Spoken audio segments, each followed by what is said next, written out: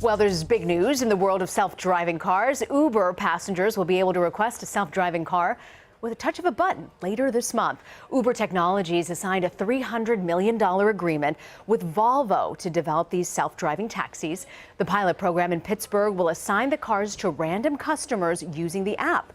And Uber is hoping to eventually replace its 1 million drivers. Senior editor at CNET, Scott Stein, joins me now. Okay, Scott, so explain to me, how is this going to work?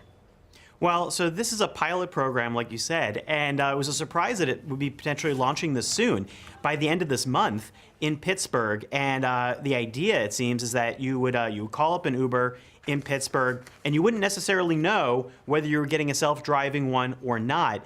If one pulls up and it's self-driving, the ride is free, and you wouldn't be riding alone. You would have a driver in the front seat observing things, and also it seems that you would be monitored during this because it's a test program, and that's why they're offering it for free. It doesn't seem like there's a way to opt in and out of that, though, and that's the part that might be a little strange for Pittsburgh residents. Why Pittsburgh, Scott?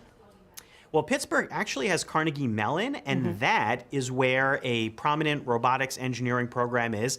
That is where a lot of Google and Uber's experts have come from. So that's probably a good place to start. I didn't know that about Pittsburgh. Good to know. Yeah. And how will the self-driving cars be supervised? You talked a little bit about it before, but once it's completely rolled out, will people still remain in the cars?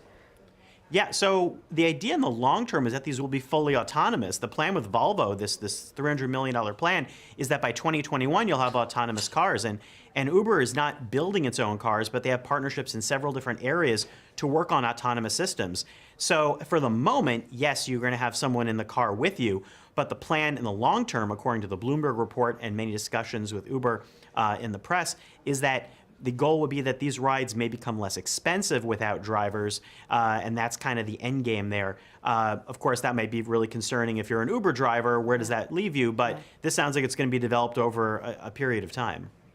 There are other companies out there. We know that this isn't the first one to try and go driverless here, but which of those companies can we expect to see on the road, and will it happen anytime soon?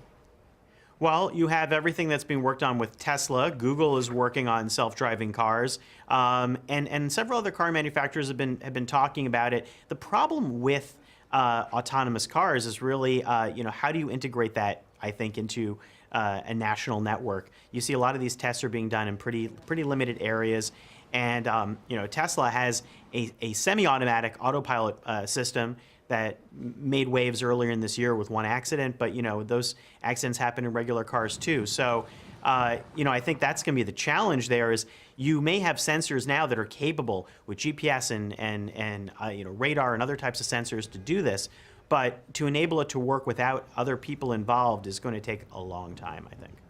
I'm still not sure I'd put my kids in it and send them to soccer practice just yet, but I'm pretty intrigued by the technology, Scott. Pretty remarkable.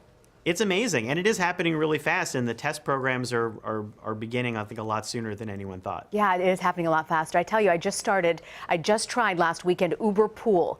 I thought it was pretty cool. A lot cheaper. Uber Pool, I feel like, some cities it works better than others, but I tried it when I was out in San Francisco. It was fun. I met random people. It is fun to meet random people. I want to take Scott Pelley and do an Uber Pool and deliver the news. Our version of carpool karaoke, Scott. Yeah. Exactly. That's what they need to add next.